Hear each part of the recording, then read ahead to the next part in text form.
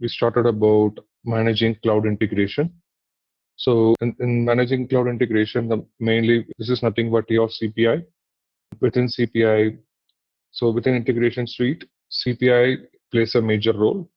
Okay, so as part of this managed integration, we are going to see these agendas like introduction to cloud integration, explaining development cycle, and using message monitoring and logging, and then you're explaining the central data model and simple expression languages. So these are the topics that we are going to cover. So in that one, like we actually touched upon what is cloud integration statement. Like example, it support end-to-end process integration through exchange of messages. So that means you have a sender and a receiver. So between a sender and receiver, you design a process integration, and that process integration will help you to transfer the message. And this is based on purely Camel Apache framework. And the third one is this is a core capability of integration suite. And this has a full SDLC process, and this also supports all the development, your deployment, then your monitoring, and all these developments are done through a graphical mode. Okay, and this is a low code and no code offering from SAP. So low code means like it's all graphical BPM and 2.0 design, similar to your previous BPM. But this is like extended version of that SAP PO BPM, where in BPM you have limited components, but in this one you will be able to transfer your message from your source to target using multiple default palette components or out of the box palette components.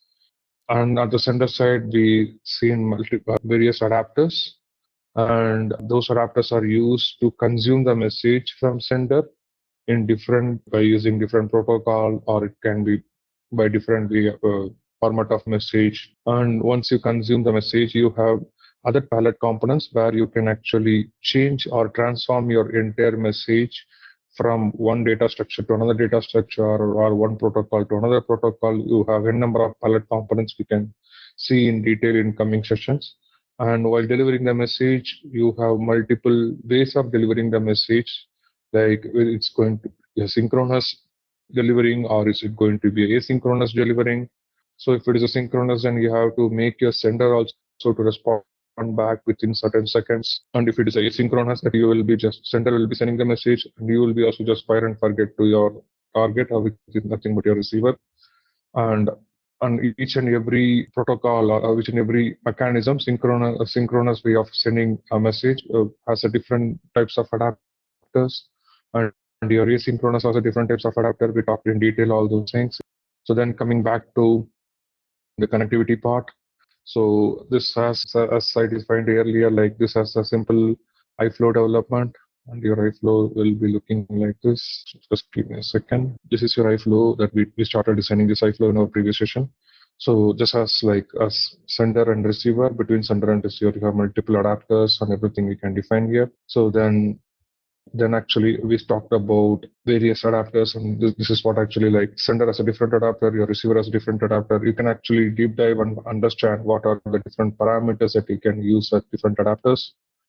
And then we talked about what are the core capabilities when it comes to SAP integration.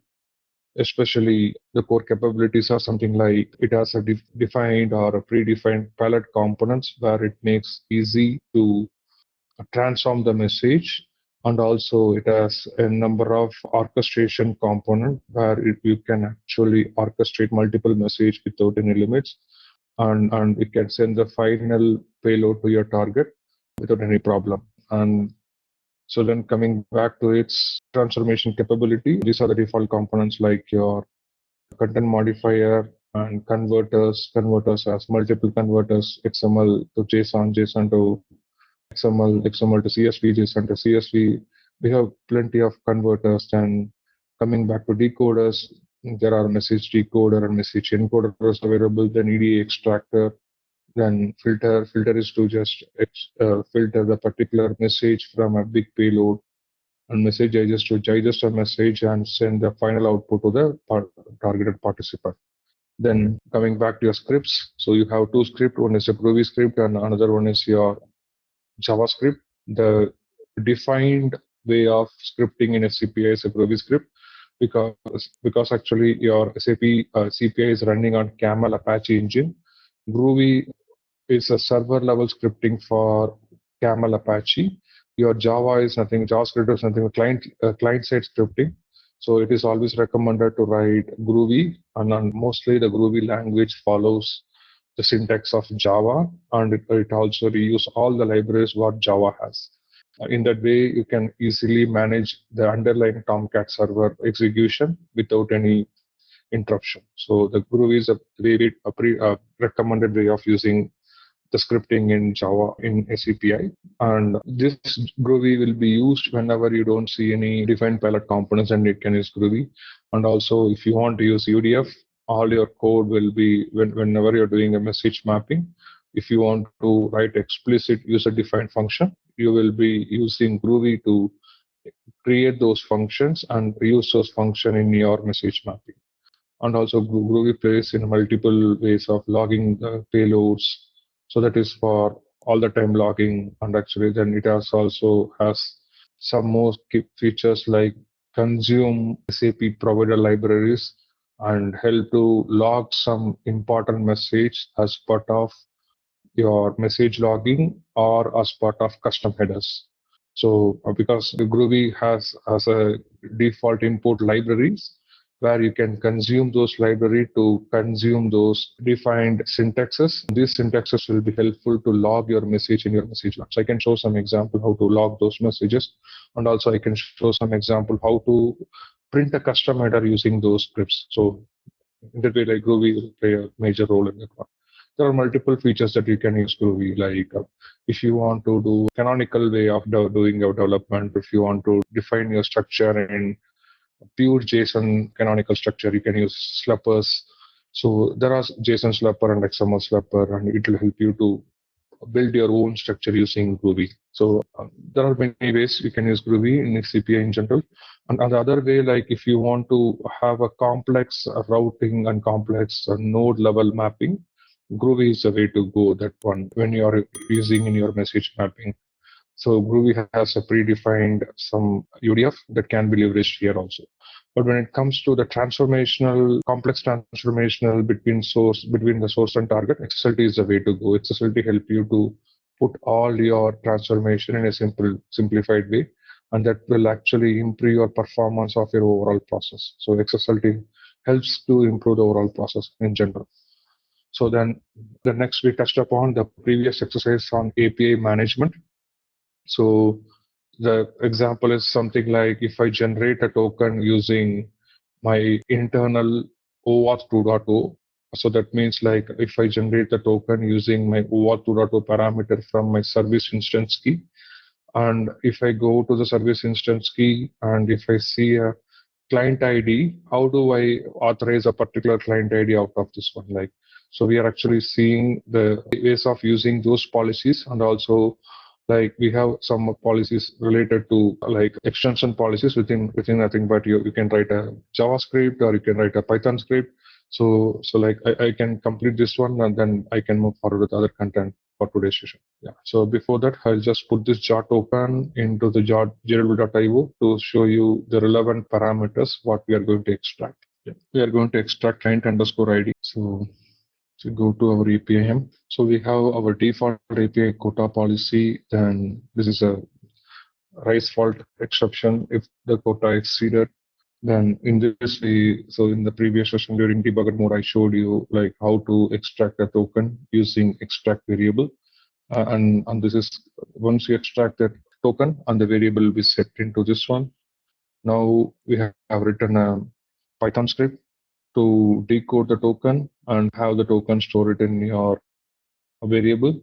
So which is nothing but you have the token in your incoming OAuth.payload. So the next step is to check whether is like your token validation Python script is failed or passed. Let's see that one. Like if you don't get the right token, your next step will be failed in general. I'll put a rise default policy again. So in this one, I can actually put the Python script token decode policy as failed. This will be executed. Okay, then I can set some message. This will be set true, continue on error as false, enable true. Then coming back, we can actually set the headers here. This should be a 403, final request should be here. Since it's a basic option, not one. So this is a way to actually stop if the token is invalid. Then next step would be getting the client ID from the token. Like since in the previous step, we have actually got the entire payload here. So now using same extract variable policy, we can get the client ID here. So extract variable async is true, continue error is false, enabled is true. Now I'm removing the sources. I can give at the bottom what is my source. So my source is variable which I set in the previous step. So then let me set the cache as clear with payload as false. So and this is going to be a JSON payload extract. The variable name is going to be client ID. We did not define any type at this point of time. So then since it's a JSON, it should have the JSON path. So in the payload $.client ID. Yep. So let's see till this step, at least we are able to get the client ID from our debugger mode. Okay, so there is some problem. Variable is correct. Okay, more unresolved numbers. Yeah, we deploy directly. This should be fine. This is an incomplete function. That's suspicious. Let me generate a token again. And then in APM, I will enable the debugger mode. Okay. Python script got failed. See that one. This evaluation of script code would come set variable. Okay. I need to check that variable how it is set. So we can see in Python what is the variable. Error in decoding the token. So this way actually you can so debugger is a very good option within API management. You can write your script and you can decode, you can debug and find out every single issue easily, and you can resolve it on the fly. Okay, this is random decoding the token. So in this one, base64.64 decode token.split JSON equals to base64 64.p64 decode. Okay, this is token of one. That's correct. Yes. So let me try to print this variable to see, at least try. Yeah, let's see a better section now. It is taking the first segment of token of one. Okay, so in token of one, first segment is, it is able to create the first token, which is nothing but this one. It is taking the token of one. So it is trying to decode. It is failing at the decode. Yep. This is not loading properly. Base64. The import base64 is not. Let me actually try to sort it out in the next session because I think so. I need to reload some of the libraries because it's pretty much simple and straightforward. But somehow this is not even going to the next step. It's not able to do the base64 decode. I think once if you're able to do the base64 decode, this is straightforward. Like we can get the JSON token, and from the token you can get the variable. Probably I can implement those policies, and I'll see this execution later, like why this is failing. I can correct the script later so that I can show you end-to-end demo. So let me put another, so once assume that actually I get the variable, from the variable I extracted this one, then I can pass it to key value map policy. Let me put a key value map policy. Let me put a KVM policy, key value map operation policy. I'll correct this policy later in our next session, before our next session, and we can see this execution. And this is just I'm giving the feel like how we can use different scripting and everything. And so this is a way that you can actually debug your code whenever you have some problems. You need to see why this base64 import is not working. So if I go to the key value, this is my policy template. This guy. Then use a map identifier, this one. Then I can write the same policy what I did the previous ones. Yep. Same thing I can use here. Just I need to change the name of the API. So then the reference variable is going to be client ID, which we retrieved here.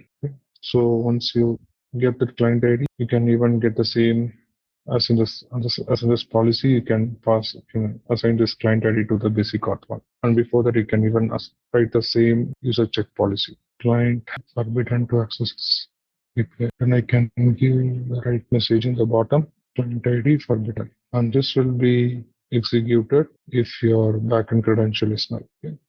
So then you can add your basic auth policy to set the value again. It's going to be the same. The idea is same. So between the previous execution and this execution, so first you are actually checking the quota, and if the quota is exceeded, you're raising the exception. Then in the previous API, we extracted the user. In this one, we are actually extracting the OAuth token using extract variable. So then we are using a Python script. Either we can use two scripts, either Python or a JavaScript. So in this case, I'm using a Python script to extract that particular client ID using the Python code. So the Python code is in general, like once you get the token, split the token, I'm able to split it. And actually I'm able to even get the middle payload also. So only thing is it's not able to decode that payload. I look into this issue. So once you decode that payload, then you can use another policy, because since now you have the JSON payload in the hand, you can send it to this policy, and this policy will work. If you have a JSON policy, same extract variable is from the payload. Consider this is your JSON payload. In this payload, you want to extract this client ID. You can use this policy to extract this one, and you're extracting the client ID, $.client ID, and you're assigning to this client ID. Once you assign this one, then you can pass this client ID to the same key value map. This key value map, go and look into KVM with the policy name 0._03. If it returns a backend credential, then you can connect to the backend with the credential. Otherwise, you can throw the exception like this is not the right client. This client ID is not authorized. So this is a whole holistic idea, like how if you get a OAuth 2.2 requirement, you can actually authorize a client ID based on these steps, and with these steps you can actually have a clear API claims as well as scope definition. Any queries or any doubts in this example? So I believe actually the team is even using the API management because you have only 4 more days to go. So effectively use this weekend or just to create some API and test some policies, how these policies are working. Then you will know how the policies has to be created and how you can actually use different policies based on the requirement, so that you'll become more hands-on in that space. Okay. So coming back to the managed integration content. So in managed integration content, like we actually touched upon integration capabilities. Now in the same integration content, like we have predefined integration. So example, so in the beginning of our session, we saw different tabs in our integration suite, where if you go to, you can actually browse your integration content in 2 ways. So the first and foremost way, like if let's consider if I do not have access to integration suite, it is always recommended to go and browse from the Business Accelerator Hub, which is nothing but the API hub. Okay, so in the Business Accelerator Hub, like SAP offers almost 400 plus predefined integration components. So on this integration components, especially these are iFlows, not APIs. And these iFlows solve as much as integration problems like SuccessFactors integration, Workday integration, IBM Kenexa integration, and also like ERP, lot of synchronous, like asynchronous messages out of SAP, lot of S4 HANA Cloud or on-premise solution, lot of capabilities are available. You can filter those by product and get those integration. And once you get that integration, you can click on copy. I think so. We did that one also previously. Let me check. Otherwise, I can show you how to copy that solution. Coming back to integration and APIs. So yeah, this integration we already copied. And once you copy, you can see it'll actually tell you whether you can edit or it can actually configurable. So if it is editable, then you can go ahead and extend in this integration. If SAP tells us it's configurable only, then you're allowed to only configure. If you try to edit something in this integration, then any new further update from SAP will not be reflected in this one. So we have to be very mindful what is the mode that SAP is giving, whether it is editable one or configurable only. So if you edit something more and more in this integration, then we will not be able to even, yes, for any latest changes, it will not come to our package. Even though if it comes, then so your changes will be completely overwritten in that case. So in general, like whichever SAP provide as configurable only, you will not see any edit button in that one. You just see mostly only configure button. So like if you go into your iFlow, so you can see only configure button into this one. You will not see any edit button into this one. Like if you have an edit button, like you can edit the entire iFlow packages, but SAP restrict that one by making that mode into configurable only. And you will be able to deploy this integration successfully only if you configure all the required parameters. If you need any details on those parameters, you can always go ahead and actually refer in this documentation. Hey, you know, ZaranTech now offers SAP corporate training. That's right.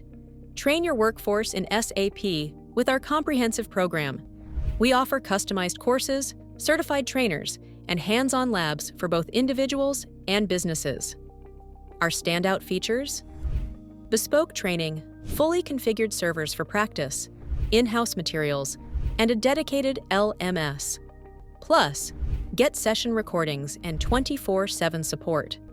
From functional to technical modules, we have got it all. Choose ZaranTech for SAP training and watch your team excel. Learn, upskill, succeed with ZaranTech. And this documentation provide almost all the content what SAP provides us of today. So we have to be very careful. Like while we are copying this one, we have to check whether it's a configurable only or readable integration, and based on that, we need to do our actions. If you find like SAP did not have the solution extendable, but my requirement is completely, I need a like 10x or 2x level of customization, it is always recommended to go ahead and do a complete integration. Example, it is recommended to go ahead and actually start a new package with your own naming convention and start your development from there. If you do that operation, then you will have a complete hold of your requirement and you can actually start your development from that point. Okay, so this is about the predefined packages, and here are some example packages that is being shown, and these are the steps. Like go to ap.sap.com, navigate, and these are the modes. Like you can go to discover mode, choose the products, and you can see what is the mode that is defined. Based on your selection, you can deep dive and copy that solution to your complete one. So this content has exactly the step that what I described just now, like how you can copy, how you can filter and copy your solution into your space. Yeah, so this is an example like we are copying this integration to iFlow. But so accelerator. So once you have a single sign-on with accelerator hub, so you can copy from there, but my recommendation, Accelerator Hub might miss the package. So I have experienced one issue in the past, like if I copy anything from the Accelerator Hub, I might miss the entire package details of that particular integration. By as per my recommendation, you can go ahead and go into SAP Integration Suite. From Integration Suite, you can go to your particular discovered iFlow package. From there, you can copy and you can move this one. So that in that way, your entire package and its solution are copied, and you can start developing or start configuring or start enhancing from there. So with this, like we are actually just completing our introduction, the deep dive into what is a development cycle on a CPM. So we can, I'll take preference. Like so now we will actually deep dive into development cycle of a CPI. So in general, your SCPI is nothing but is actually it's an add-on service to your integration suite.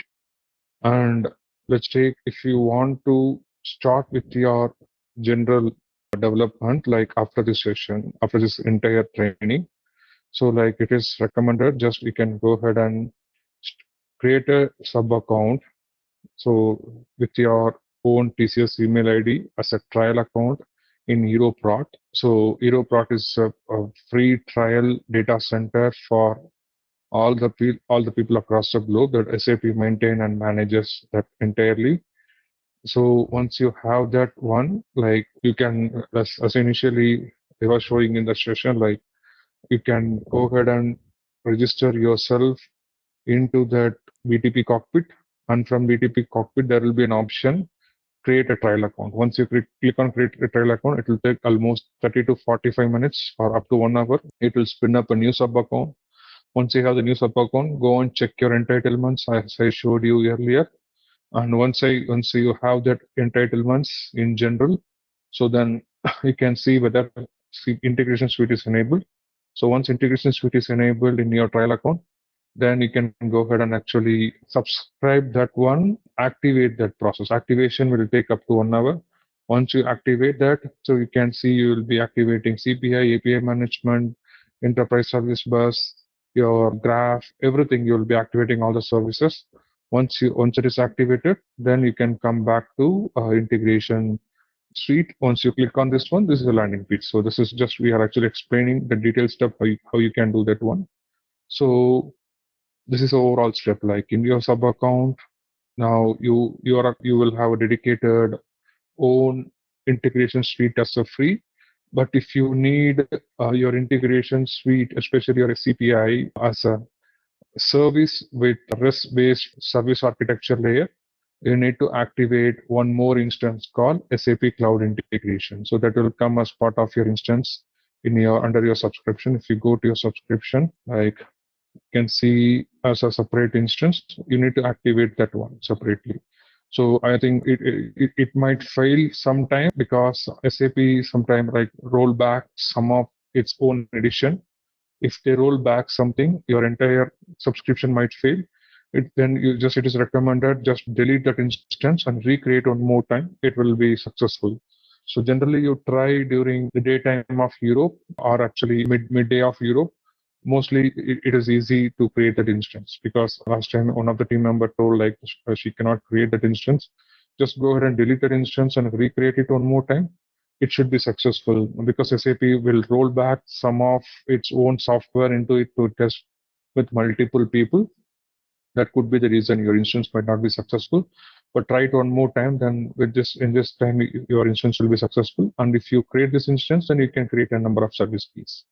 You can create a service keys and you can use the service key for your what key generation and use the same service key to call using Postman and call your SCP as a service.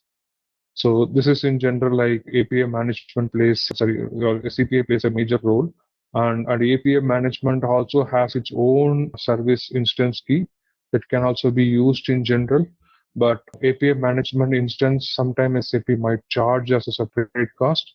So that's why we recommend to have API management not to be activated as an instance because we don't have any requirement to expose that as a separate instance to any consumer since you are creating only the API proxy. So this is just about your life cycle development cycle. So then you can actually SAP always recommend to use your BTP in a Chrome browser. So that's browser which has lot of debugger tool. So example, like if you get any auth issue in general, like you can actually always go to developer tools in the settings and you can go ahead and see what is happening there. Example, right? Like if I want some page is not workable, like I can do inspect and I can even find what is that issue on which API it is calling. So everything you can see in real time how the API calls are happening when you actually do perform any action.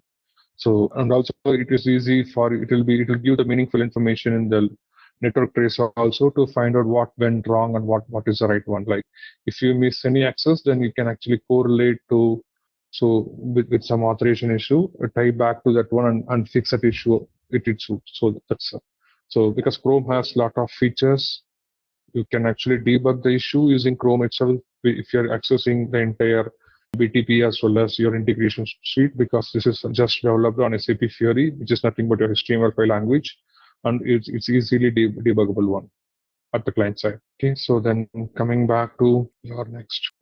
So let's see the technical implementation part of your SCPI, how your SCPI works in its worker node architecture. We actually see in the CPI landing page in general.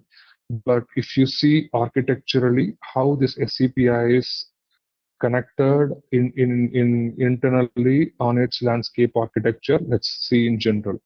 As we know, like SCPI is running on Camel Apache engine. Okay. So SAP brings runtime to different environment to manage to ease the management of your sub account or your tenant. So that means you will have your separate runtime and you will have your separate design time.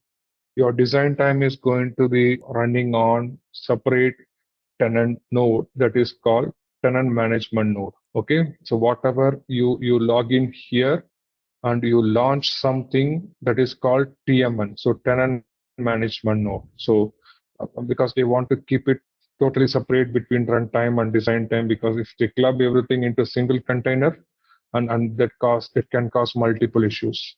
Your whatever iFlow that you are developing and you are deploying, so that will be deployed into your Apache Camel. That is nothing but iFlow runtime node, iFlow runtime worker nodes. So iFlow worker nodes, because whenever you develop any iFlow or any other artifact within CPI, like you can develop either a value mapping table, or you can even deploy your integration adapter into that one. You can even deploy actually other components like your data types and everything. Everything will be deployed into iFlow runtime node. So that iFlow runtime node has its own application app servers, and those app servers has its own defined worker nodes. So you can see your worker nodes in SCPI following in this way. Like if you go to SCPI, if you go to monitor section, you click on here, and if you come to JMS, it is nothing but messaging queues. So this will bring the database information. So just you 2 to 3 seconds, it will bring the information of your entire server. So there will be a button, like there will be a hyperlink, and that hyperlink will bring the entire things. There is no use unused. JMS, yeah. If you click on here, this will give you your complete worker node. So this CPI is created with default 2 worker nodes, and there are some limitation in creating a JMS queues. So like SAP by default, it gives only 30 queues, and all these 30 queues are something like it's shared between multiple clients, and the default capacity is up to maximum. They are actually allowing 100 GB. If you want beyond that one, then you have to request SAP to have a different one. And if you want to know the entire resource limits on JMS, there is a blog that has been written by Mindy.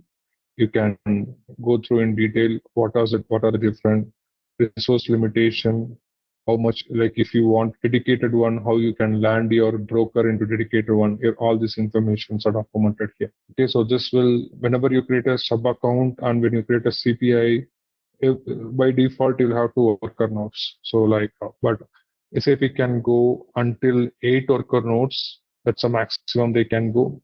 And if you want beyond that one, like it's not possible at this time. But because 8 itself, it's a big giant, and you will be landed into a separate data center, and you will not be tied up with other customers. So this is in general like their architecture. If you see, all your administration on your sub account will be managed on your cockpit, and all your integration related development and its complete configuration will be managed on your tenant management node, and all your worker real-time data connection as well as its execution happens in the iFlow node. And when an iFlow connects to its worker node, it will be always like it uses a different protocol, like it uses either HTTP, SFTP. Based on that, it will actually use that one. And also, like just to add another one point, like with the CPI, SCPA has internal data stores. So which is, so you can also see in your CPI when you come to monitor tab, you can see various options of storing the data store. One it could be variable. So let's take, if I want to cache my the current runtime, I consider an example, a requirement like where you have a job driven requirement where you want to run a job every day.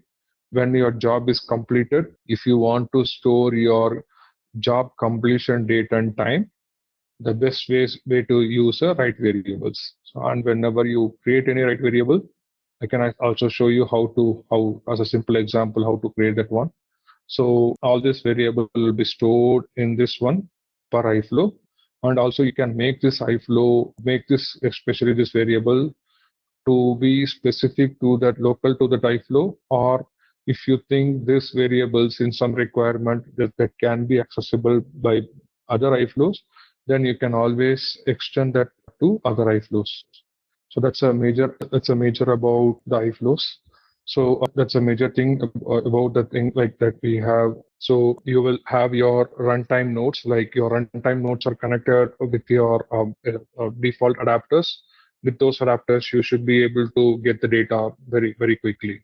So then coming back to the sender and receiver system, we talked in general, but just an overall big picture, right? Your how many tenants you create, it's all multi-tenant architecture. So that means each and every tenant will not be treated as separate container.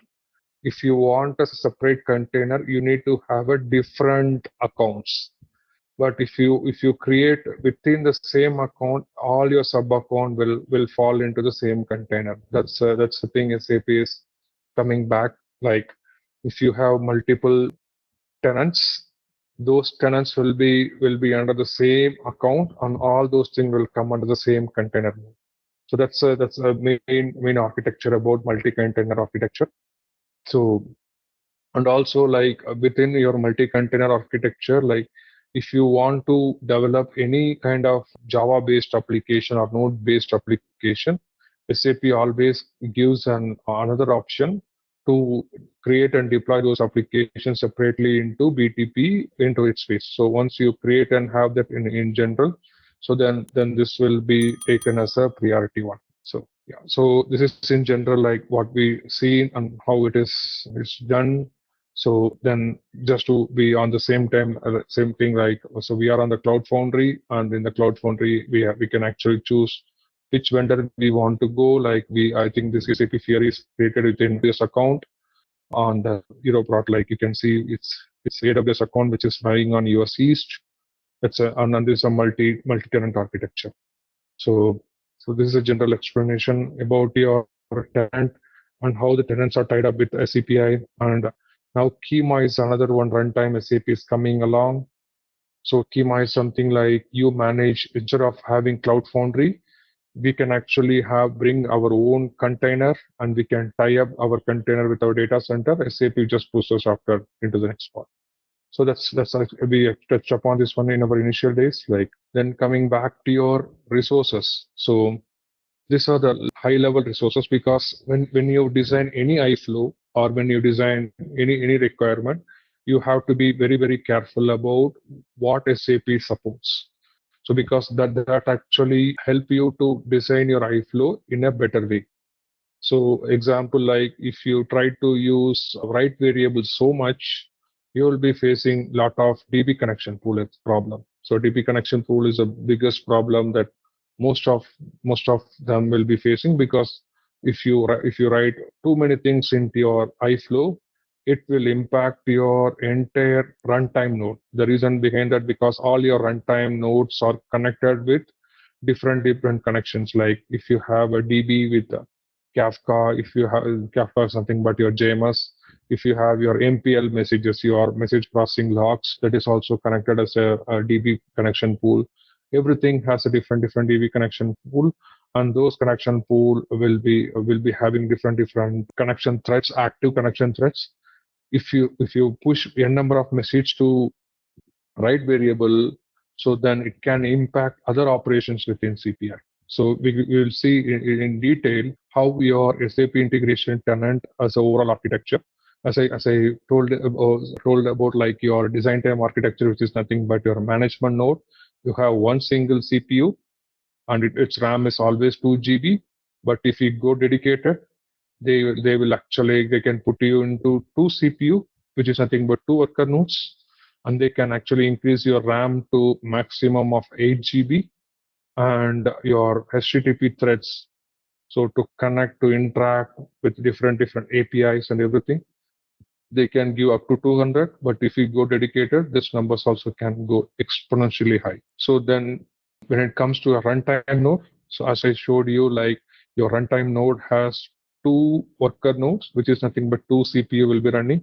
It has RAM of 4 GB. If you want to increase or if you want to land in a better space, you can always go as a dedicated tenant architecture where you will get 8 to 16 GB based on your agreement, and your HTTP threads might increase to 1600. So from 200, they might actually increase to 4 times more. Then your DB connection pool will be doubled.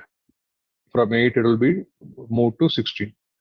So your default database capacity they are giving when it comes to CPI is 32 GB in general. But if you want so this database is used for your write variable and for your MPL logs and also message. There is something called data store. So many operations will be stored into this database. And they are giving by default 32 GB. But if when you choose a different licensing component, this component will be also kind of increased. So then coming back to message broker, which is nothing but your CPI JMS, they're giving 9.3 GB and number of queues is 30. So like if you want to increase, like you can even go up to 100 GB in general, but your queue size will be almost 2000. Like you have to go dedicated broker in that case. So these are like various technical components that lies in CPI. We have to be very careful. Like even when I choose a JMS, like I need to be careful, like how many parallel threads I can execute, because those threads are very. If I use multiple so many threads, that can bring a constraint to your DB connection pool also. Like everything is interlinked. We should be very much careful in designing and creating a better solution. Okay, so in general, so that's what like the best recommendation is: understand your use case or your requirement, then configure your entire BTP and your complete integration suite. Then example, like if for your requirement, if you need to actually define, like I'm going to connect between system A and system B just to make sure all my system variables are ready. If I talk about system variables, my connection between sender and my receiver is going to happen in SFTP based or API based. I should be ready with all those details. Once you have those details in hand, you can actually start your SCPA development. And with that one, like you will start your modeling. If you want to make a SFTP connection, there are so many configuration that you need to take care. If it is a API connection, you need to see whether the API connection is going to happen through cloud, or it is going to happen through on-premise, or you're going to consume the API from third party, which is it could be from open connector. There are multiple combinations, and you can test any connection in a CPI through this option. Like you have a connectivity test. Let's take an example, if you configure any SFTP and we want to, just give me a second, it is loading up. If you have your any URL, you can actually check whether that URL is supported with TLS. So TLS is your transport layer security. SAP CPI recommends to have a cipher suite of 1.2. You can check what is that TLS supported mechanism, whether it has a valid cipher suite. If it does not have a valid cipher suite, then you might import its SSL certificate into the system to make us a trust to your CPI receiver side. So then you have SSH key where you can actually configure your host. So in this case, like if I have SFTP servers, I can configure the SFTP server information along with that port. And also you have to be very careful whether your SFTP server is SaaS-based solution or it's lying within on-premise. If it is lying within on-premise, then I need to make sure this SaaS, any system which is defined as on-premise, the first and foremost thing for me is to come to cockpit and create a separate cloud connector and make sure your cloud connector is tied up to your cockpit. So whenever you have any backend system which is on-premise, so SAP in general in its architecture, if you want to connect any backend, you need to have a cloud connector, and that cloud connector should be tied up to the sub account, and you should be able to see all your backend system here. And once you have the backend system, then you should be able to connect.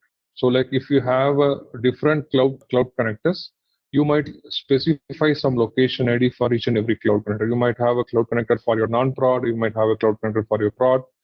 Both will have a different location ID. So you need to specify which location ID you are going to configure when you are doing such a kind of a configuration. So if you come back to that screen, like if I choose a on-premise, I need to provide the location ID. So I want to test the connection of the system, my backend system, which is connected through a non-prod cloud connector or prod cloud connector. You have to be very much careful over that. So then once you send this information, it prints such key. What sets ZaranTech apart in SAP corporate training? It's our unique blend of expertise and innovation. We offer customized courses tailored to each client's needs, ensuring relevant, targeted learning. Our vast trainer database brings you wisdom from the best in the field. Need resources? Access our extensive training material repository anytime. We are all about measurable results, providing detailed student metrics to track progress. And we don't just teach, we build community. Join our thriving social media network, connecting learners beyond boundaries. With ZaranTech, you are not just training, you are transforming your SAP expertise. So that is nothing but your handshake fingerprint. And once you have this handshake fingerprint, this should be added to your known host file.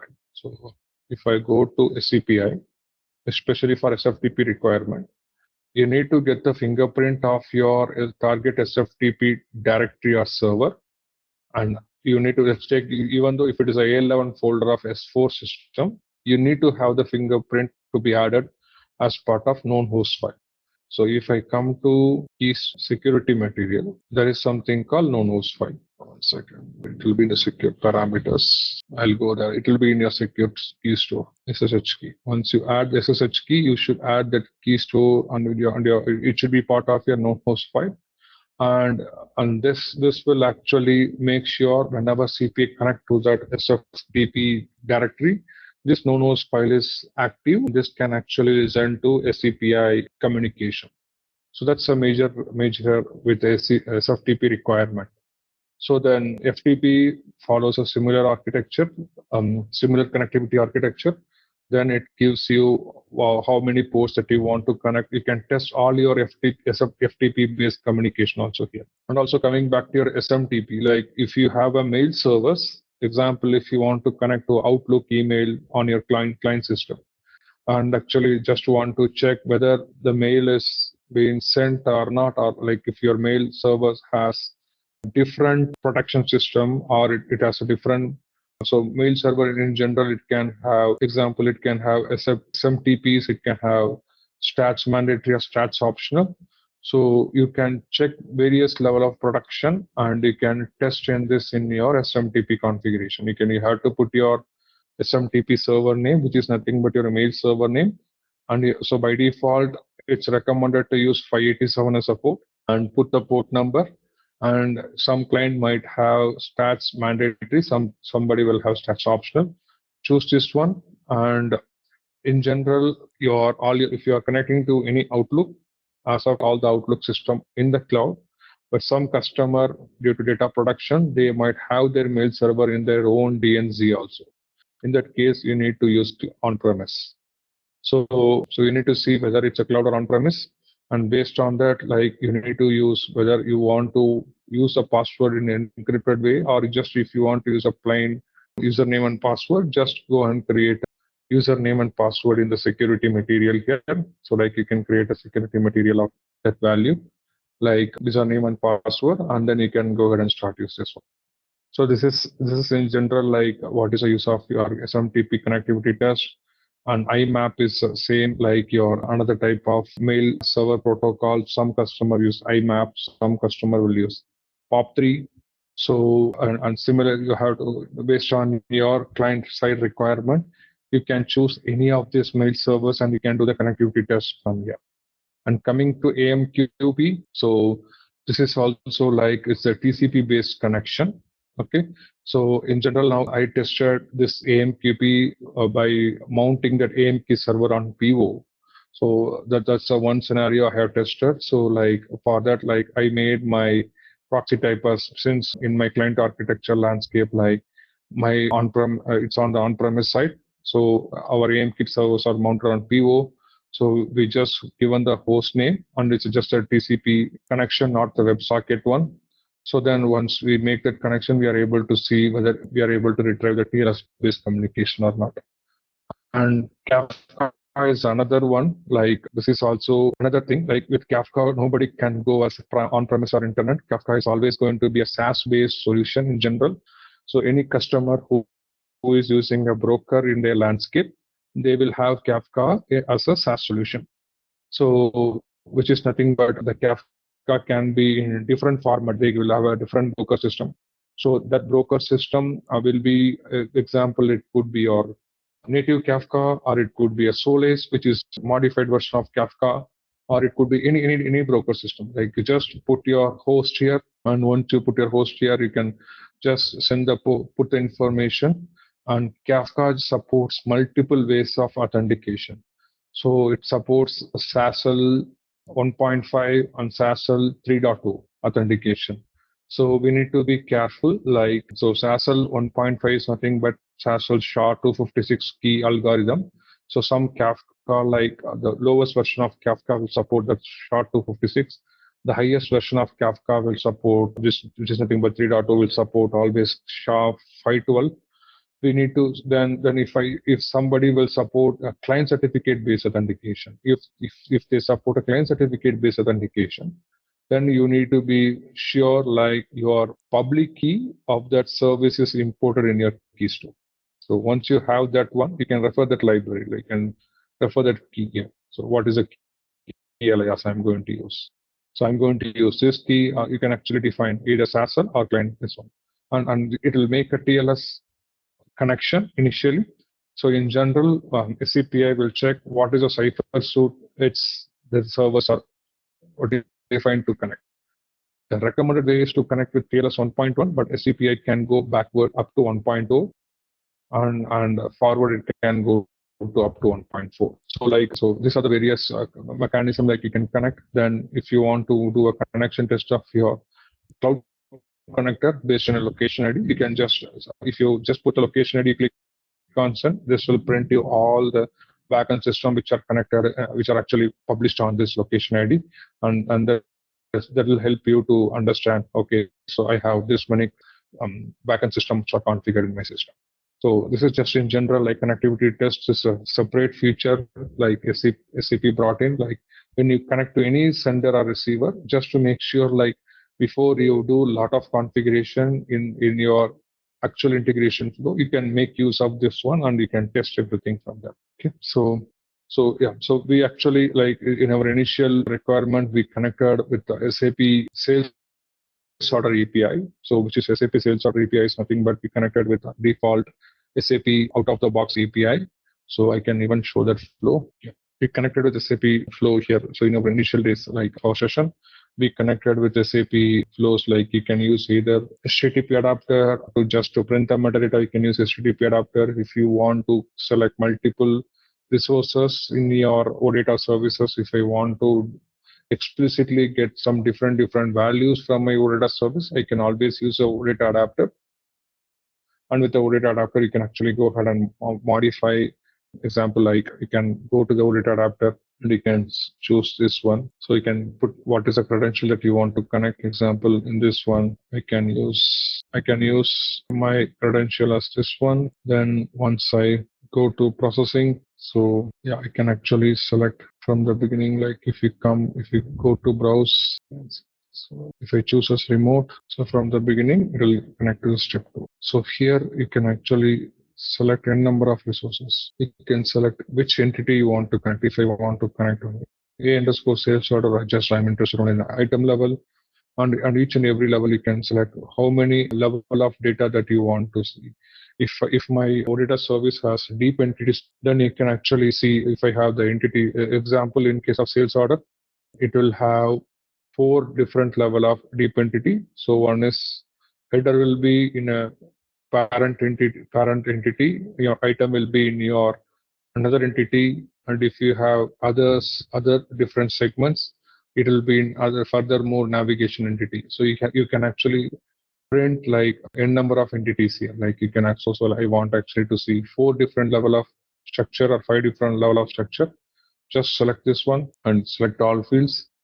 And so just one more catch here, like sometime your entity will not be selected properly. You need to check all those entity and its deep navigation paths are selected. You come to the bottom of your navigation path, you can see like this are not selected. You can select all those things, and then your item level information, your partner level information. Just check all the levels are selected properly, then you can actually go ahead and click on finish. So this will help you to print the actual value of your service. Okay, so this is just about our data service, and you can also see about SOAP message, but I'm not sure what SOAP message has been exposed in this in SOA layer. SOA layer is another one. We need to have a transport binding in the SOA layer, then only I can expose as a separate SOA service. Otherwise, OData is just a registration of the service that is pretty much possible. Like we can see like how many scenarios we can create, we can cover as part of this requirement by connecting to backend system. So then, yeah. So this is just to kickstart off your session, like how to create your empty package and start with the development. Then it is always good to design, just to have a template in as an idea.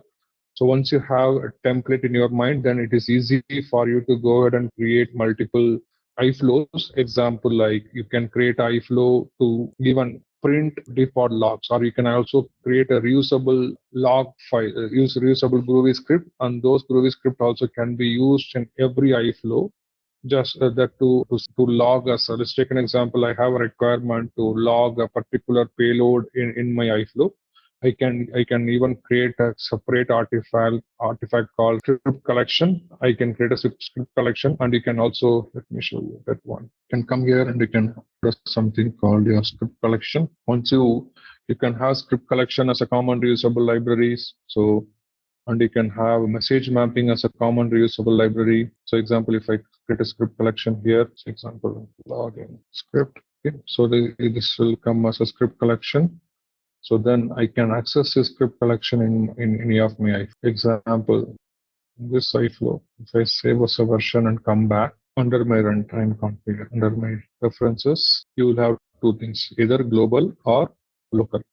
If I have script collection of global, we have to, if I remove the package, if I choose the package from test flow 2, then it will give me a script collection. Then you can add this as part of your collection, and you can actually use this collection in your iFlow directory. Let's take an example. If I'm adding a script, Groovy script, I can go and refer this script collection because script collection is already there. Go ahead here, you have logging. You need to some method to be created for this one. You create one method, default method, so that it will reflect here. Let me add a method. So now I can add my code here actually. So once I create as a Groovy script here, if I go to my parent one, let me save as a version, and I will deploy that one too. So if I go to my flow, I cancel this, and if I re-enter this one. So once you have these methods, then go to references, upload one more time. Okay. So now come back to your script, select your script, go. So this will redirect to the same reusable collection. So in this way, like you can actually create multiple reusable components, and in that way, like SAP offers by default reusable libraries, reusable components such as your mapping. So your mapping could be any of the mapping. It can be your message mapping, or it can be an operational mapping, or it can be even actually with your accessibility mapping. And if you have any schemas, your XSDs, especially visuals, everything, you can even refer that schema. Let's take an example. If I have visual, if I want to import a visual, I can actually tell whether I want to import from an external system or I want to import from integration. If I want to use from integration, I can choose which iFlow as that schema. So like you can make as a single, once you import in one iFlow, if you think that can be reusable everywhere, and you can actually use this reusable functions. So like then you can have your reusable function on your schema, EDMX file, JSON object, your digital file, and XSD. And script is something like either you can have a script collection, create a separate script collection as a separate artifact. Under the script collection also you can make use of your Groovy script as well as your JavaScript. So based on that script availability, like based on the script that you want to use in your iFlow, just refer that on in your iFlow, then take it and you can modify from there. You might wonder like how do I pass parameters between the script? There are a lot of always defined libraries. So especially in your Groovy script, I will show you an example how to log a message, but I will explain this library. So your com.sap gateway IP core custom dev title.message. This is something like this library is native to Camel Apache for SCPI because entire transaction is considered as a message flow, and this library will bring all the content related to your message flow. When I talk about a message, this will bring your message header, which is nothing but your this header information. It brings your body exchange property information, and then it will bring your message body information. You can access your headers, your properties, and also you can access your body of the message. Once you put message.getBody, you can get your message body. And once if you want, you can with the script, you can modify anything. Like you can add some header, you can delete some header. The same thing applies to your property. With your body, you can actually write some different body. You can set that body as part of your message. Once you do modify your body, make sure like you set that message back, set the modified content to your message. I can actually show some example like how to put a property and do that one.